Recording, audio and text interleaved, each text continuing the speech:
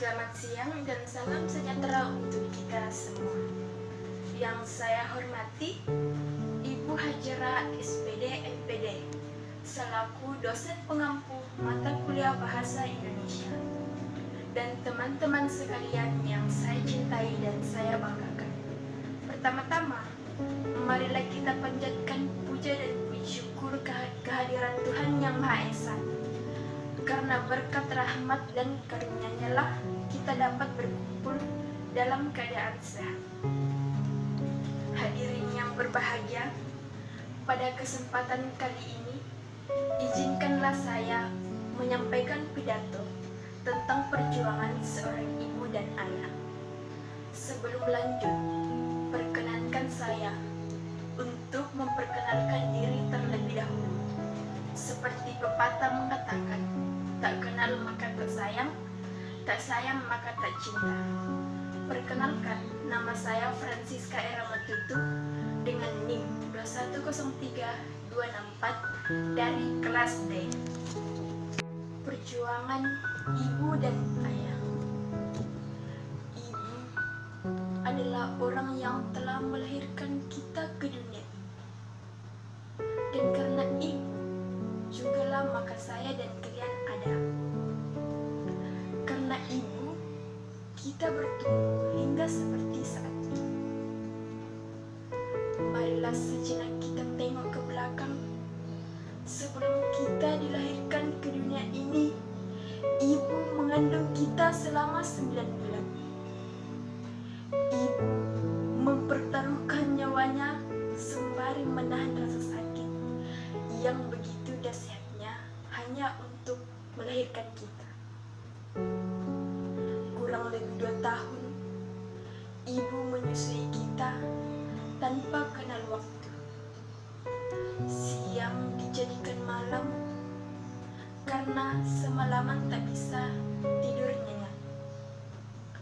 Malam pun dijadikannya siang karena beliau terusik dengan suara rengekan dan tangisan kita saat kecil. Beranjak ke masa kanak-kanak, tak jarang harus membuat ibu bingung mencari kita yang keasikan bermain. Tak jarang pula ibu harus menanggung malu karena ulah usil kita terhadap anak tetangga dan lain sebagainya. Tidak hanya itu, ibu pun harus menanggung berbagai beban selama kita sekolah. Seragam kita kotor, ibu yang mencucikan. Seragam kita hilang, ibu yang mencarikan. Seragam kita sobek, ibu yang menjahitkan. Hadirin yang berbahagia, sungguh begitu besar jasa ibu kepada kita. Sehingga walaupun kita membalas jasa-jasa itu dengan menggendong ibu mengelilingi dunia sebanyak 10 kali, itu belum cukup. Maka cukuplah kiranya kita membalas jasa ibu dengan cara mencukupkan keperluan hidupnya. Kita benahi rumahnya, kita lengkapi perabotannya, kita tanggung belanjanya, dan kita perhatikan kesehatannya. Tapi pertanyaannya, mampukah kita melakukannya? Semoga saja iya.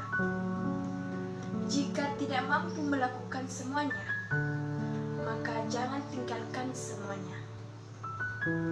Oleh karena itu, marilah kita bersungguh-sungguh berupaya membahagiakan ibu kita dengan berbuat yang terbaik kepada beliau.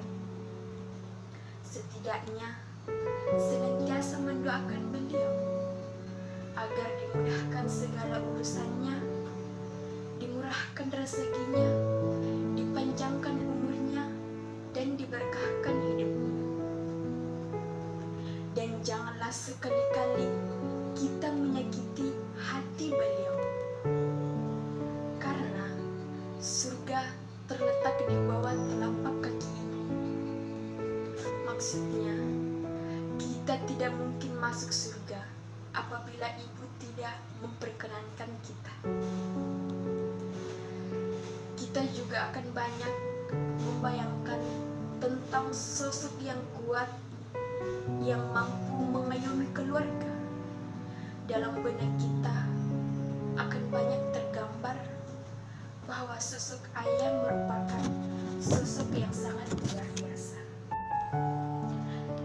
Ia adalah lelaki yang membanting tulang dan mencukupi kehidupan keluarga. Bahkan seorang ayah tidak pernah mengeluh, meskipun ketika ia merasa begitu kelelahan dan keberatan jika harus memenuhi setiap tuntunan anggota keluarga. Ia akan tetap penuh dengan tanggung jawab untuk memenuhinya. Sehingga meskipun sosok ayah berada di bawah seorang ibu, namun bukan berarti kita boleh untuk meremehkannya. Hadirin yang berbahagia, jika kita melihat lebih jelas lagi, sosok ayah adalah sosok yang mengajarkan tentang arti sebuah perjuangan. Ia mengajarkan kepada keluarganya tentang arti tak boleh menyerah. Mungkin memang ayah akan lebih banyak menghabiskan waktu di tempat kerja jika dibandingkan dengan ibu. Namun, itu semua dilakukannya karena ia benar-benar ingin memenuhi kewajiban sebagai pemimpin rumah tangga. Bahkan ketika ia pulang ke rumah dengan keringat yang bercucuran, ia pun terkadang harus meluangkan waktunya agar dapat bercanda dengan buah hatinya. Terkadang ayah mendidik anak-anaknya dengan cara yang lucu. Memang terkesan kasar, namun itu merupakan salah satu cara yang ia lakukan untuk menunjukkan kepada anaknya bahwa dunia ini memang keras. Terkadang ayah juga tak banyak bicara untuk mengungkapkan apa yang dirasakannya. Namun kala anak perempuannya diambil oleh laki-laki yang akan menjadi menantunya, ternyata hati ayah saat itu terasa sangat hancur. Ketika itu ayah merasa khawatir jika anak perempuannya takut tidak dibahagiakan oleh laki-laki yang dipilihnya. Hadirin yang berbahagia, memang surga berada di bawah telapak kaki. Namun bukan berarti kita boleh memperlakukan ayah dengan seenaknya, karena berlaku semena-mena terhadap orang tua tetap saja merupakan salah satu tindakan durhaka. Dan durhaka terhadap orang tua tentunya akan masuk ke neraka. Terlebih lagi, ayah juga menjadi sebab kita berada di dunia ini. Tanpa adanya seorang ayah, maka kita pun juga tidak akan pernah diciptakan di dunia ini. Sehingga mulai sekarang, marilah kita memperlakukan ayah dengan sebaik-baiknya. Dan dari itu saya juga ingin berterima kasih kepada kedua orang tua saya, karena merekalah sehingga saya bisa bertahan sampai detik ini. Hadirin yang berbahagia, hanya ini yang bisa saya dapat sampaikan. Semoga pidato singkat ini dapat memotivasi kita menjadi anak yang berbakti kepada kedua orang tua. Terima kasih atas segala perhatian.